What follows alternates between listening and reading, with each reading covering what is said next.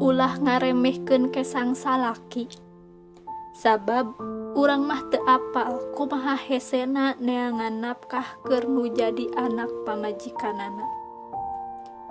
Harta banda bisa disiar, tapi rasanya hese dipimilikna. Tong nyiakeun jalma anu tulus, ikhlas mikanya ka urang. Cantang tu isuk pageto teh bisa panggih deui jeung jinisna. Anjeunna salaki urang anu kedah dihormat. Dek damel atawa henteu damel ge, anjeunna tetep salaki urang.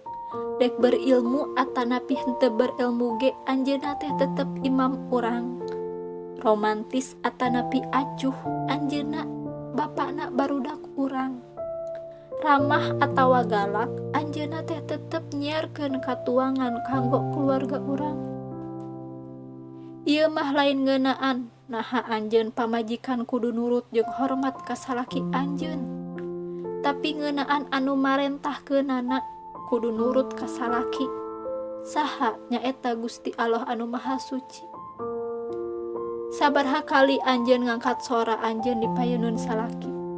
Sabaraha kali anjeun ngarenghik jungkeun itu ieu anu matak berat kana mastaka jeung pikiran salaki. Sabaraha kali anjeun teu ngahargaan kana pamadeganana. Sabaraha kali anjeun nyarioskeun kagorengan tentang salaki anjeun. Hayu para istri, anjeunna teh salaki urang. Syukuran kana kahadean salaki urang. Saacan Allah nyandak eta ti urang, saencan telat.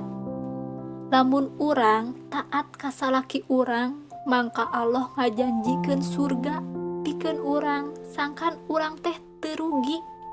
Sanajan urang boga salaki anu watekna goreng jeung kurang ajar, nu penting mah taat ka salaki urang. Mumpung tarekat masih keneh bener, sabar karena akhlak salaki, tapi karena Allah. Da bakal aya fase di mana jalma anu sabar bakal muak, jalma anu peduli bakal jadi jalma anu bodoh amat, jalma anu satia bakal ingkah. Lamun kasabaran jeung panghasilan sarta kasatiaanana teu dihargaan. Da sarewel-rewelna salaki atawa pamajikan kudu disyukuran, sabab masih keneh hirup babarengan. Mangpaatkeun ieu waktu pikeun silih simbeuh ku kadeudeuh, silih sebor ku kasono, silih siram ku kanyaah ku sacara agama. Sabab teu apal boa isuk atawa pageto pasangan hirup urang ninggalkeun atawa urang anu ninggalkeun manehna.